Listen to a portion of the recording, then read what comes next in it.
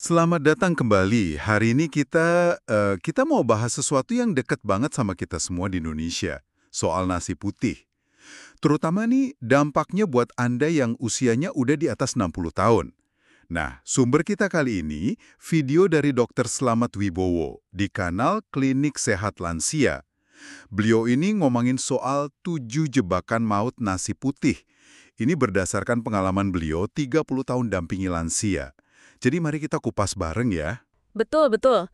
Jadi, inti pandangan Dr. Wibowo di video itu ya itu tadi. Nasi putih yang kita anggap wah sumber energi utama, ternyata bisa jadi semacam beliau istilahin racun senyap nomor satu buat lansia. Ya bukan racun harfiah sih tentu. Oh, oke. Bukan racun beneran ya? Bukan, lebih ke dampak metaboliknya. Jangka panjang gitu. Yang bisa kontribusi ke diabetes, kolesterol, asam urat, bahkan sampai penurunan daya ingat. Nah, kita coba telusuri deh 7 poin yang beliau soroti ini. Oke, siap. Kita mulai dari jebakan pertama, yang paling dasar nih kayaknya. Anggapan kalau nasi putih itu sumber energi terbaik. Apalagi kalau habis capek kerja atau aktivitas gitu kan. Ini umum banget ya? Nah, ini dia. Dr. Wibowo justru menyoroti ini sebagai kekeliruan. Menurut beliau, nasi putih itu kan karbohidrat sederhana, indeks glikemiknya tinggi.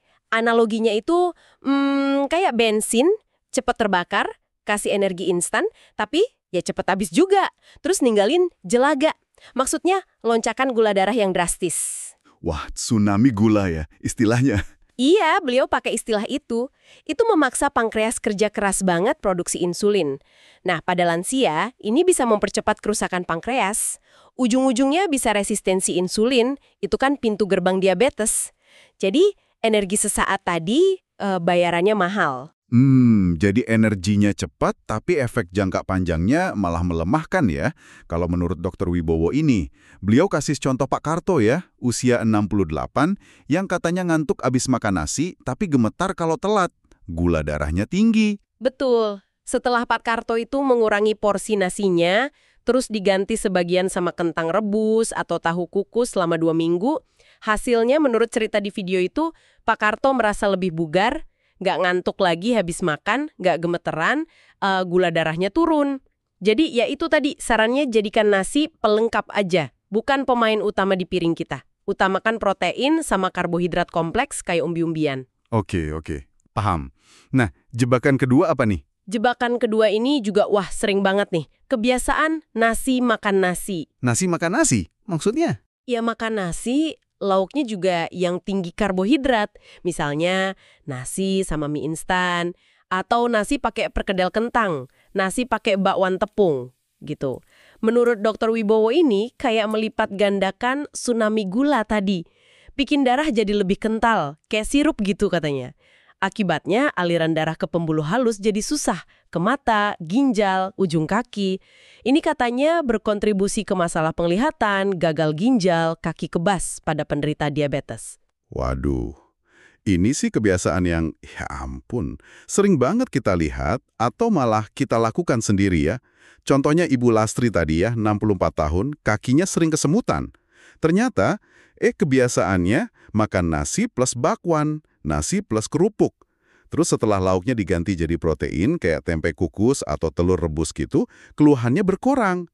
Jadi pesannya jelas ya, hindari gabung nasi sama karbo lain dalam satu piring. Lauknya sebaiknya protein dan serat. Tepat sekali. Lanjut ya, ke jebakan ketiga. Ini soal sarapan. Sarapan pakai nasi putih. Ini dianggap Dr. Wibowo sebagai kesalahan yang cukup fatal buat lansia. Fatal ya. Kenapa tuh? Padahal sarapan kan penting. Penting, tapi menunya. Gini, di pagi hari kan kita habis puasa semalaman ya. Tubuh kita itu biasanya lagi sensitif banget sama insulin. Nah, makan nasi putih pas saat itu, menurut beliau, memicu lonjakan gula darah yang lebih dahsyat lagi. Ini bisa memicu peradangan kronis tingkat rendah, yang katanya jadi biang keladi nyeri sendi, darah tinggi, sampai percepatan pikun. Rasa kaku pagi hari itu bisa makin parah. Astaga, jadi sarapan nasi malah bisa bikin badan makin nggak enak ya? Kaku-kaku, nyeri sendi gitu. Kasus Pak Suryo, 71 tahun, menarik juga. Katanya disiplin, tapi tensinya tinggi, lututnya nyeri. sarapannya nasi. Begitu diganti ubi kukus atau oatmeal, tensi sama nyeri lututnya membaik drastis. Begitu ya cerita di videonya. Jadi sarannya, sarapan yang kaya serat sama protein.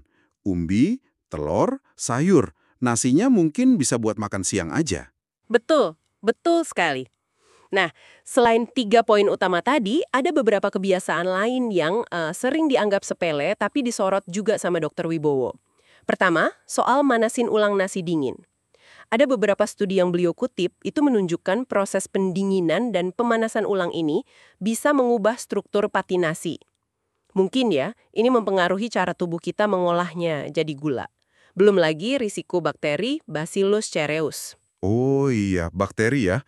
Kalau nasinya didiamkan lama di suhu ruang, Iya, itu bisa bikin keracunan makanan, mual, muntah, diare. Ini bahaya banget buat lansia. jadi ada risiko ganda ya dari sisi gula darah sama bakteri. Sarannya berarti masak nasi secukupnya aja ya untuk sekali makan.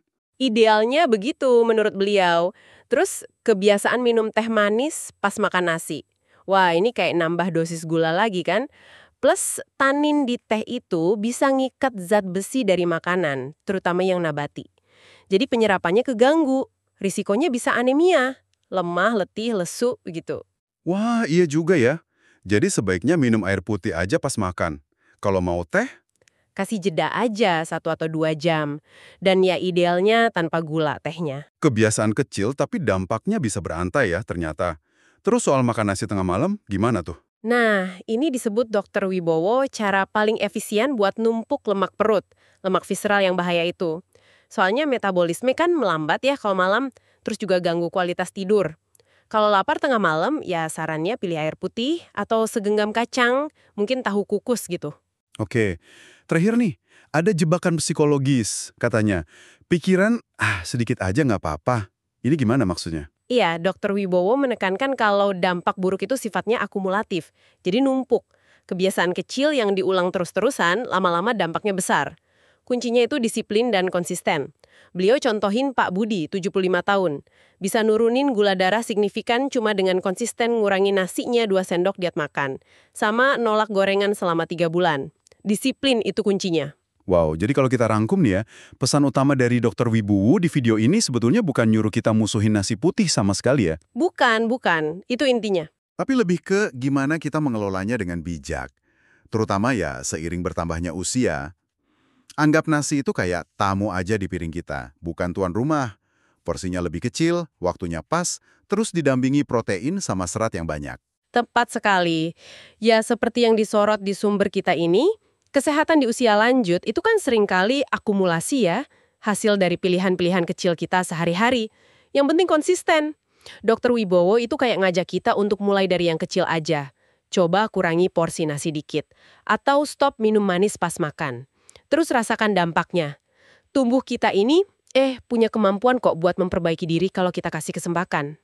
Pembahasan yang menarik banget ya dari perspektif Dr. Wibowo ini, mengingat nasi itu sentral banget dalam budaya makan kita di sini.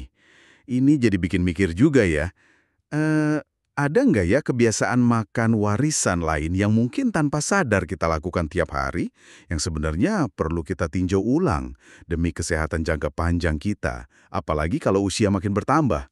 Sesuatu untuk kita renungkan bersama mungkin ya.